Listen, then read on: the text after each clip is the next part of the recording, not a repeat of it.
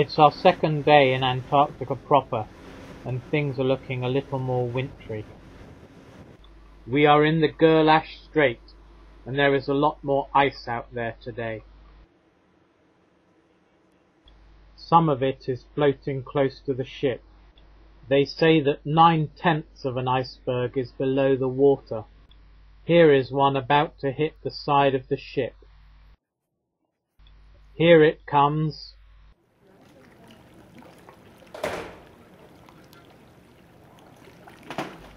That's the sound of it hitting us. Fortunately, we're an ice-class boat. One of the icebergs has a group of penguins riding on it. Out of the cabin window we spot some other wildlife in the water. Our landing today is starting early, 8:30 in the morning. We're visiting Cuverville Island, the site of a major penguin colony. They say that even if it's foggy you can find it easily because of the smell. Luckily today there's no wind, but that's a lot of penguins out there, and from the pink colour, a lot of penguin poo. Here are some penguins out fishing. The weather's not so good today, but it's well above freezing, 6 degrees C. As we wait for our boat group to be called, Liz checks the information board, which gives details of the wildlife to be seen. Eventually our turn comes around. We join one of the Polar Circle boats, heading for the island. Once ashore, it's a question of walking up and down the beach. Yes, there are a lot of penguins here. These are gentoo penguins. They are currently molting, which is a stressful time for the birds. As a result, they can look a bit untidy. Guano. That's the pink colour we could see from the ship. Here's Liz, picking her way over the rocks. We stop and just admire the view.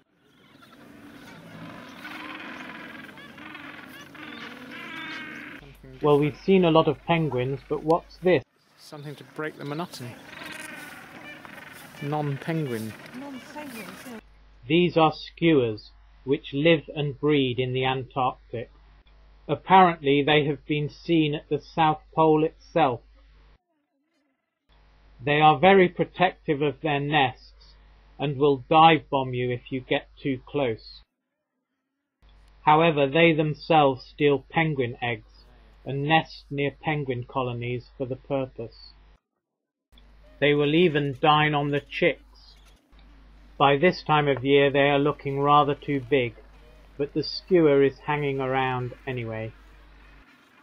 Here is quite a collection of wildlife. Skua, penguins, and a seal.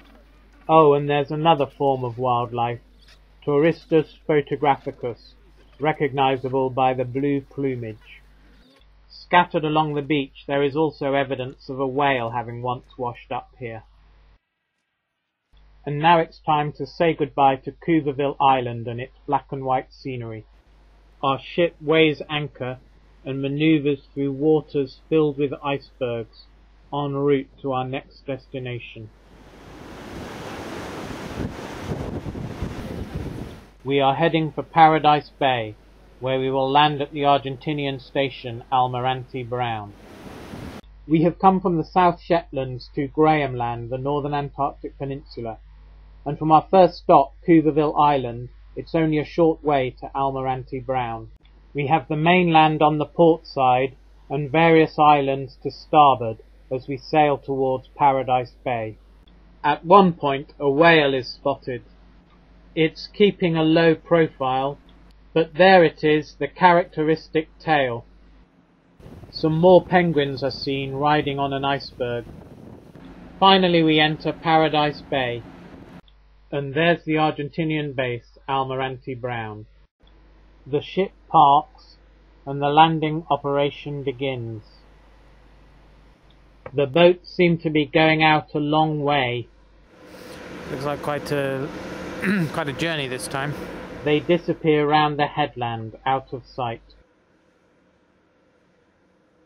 So this is Paradise Bay, aptly named according to the expedition team. Liz and I get our turn to go ashore. We head along the tourist path. In 1984, we are told, the station's doctor went slightly mad and burned the place down. He couldn't face another winter in Antarctica. The 10-man crew were rescued by an American research vessel. A molting penguin surveys the rebuilt base. The main attraction here is climbing the hill at the back of the station, basically because it's there. It's getting steeper. We've come quite a way.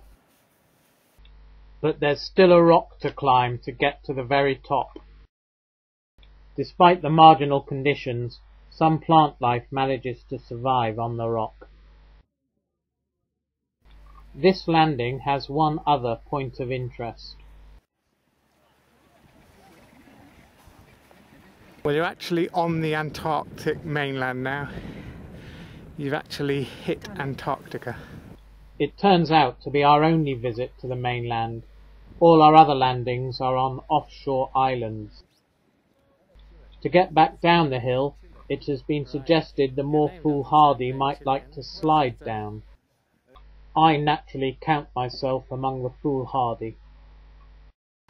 Back at the station, a white bird is flying around. This is a sheathbill.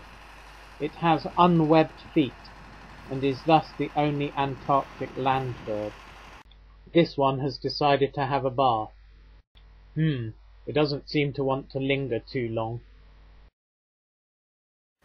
As we wait for the boat to take us back to the ship, cormorants are flying around the bay.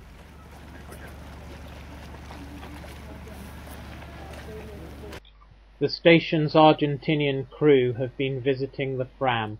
They are in a good mood. They have been shopping for some souvenirs. On our way back to the ship, our boat's driver takes us close to a seal lying on an iceberg. Hello, what's this? Looks like trouble. Perhaps if I ignore them, they'll go away. Come on, people, give a seal a break. I'm trying to get some sleep here. Blinking tourists. Haven't they got anything better to do? Well, I suppose I am quite adorable. It's just the price I have to pay. After that, the driver takes us close to a colony of cormorants. But now our visit is at an end, and we speed back to the ship.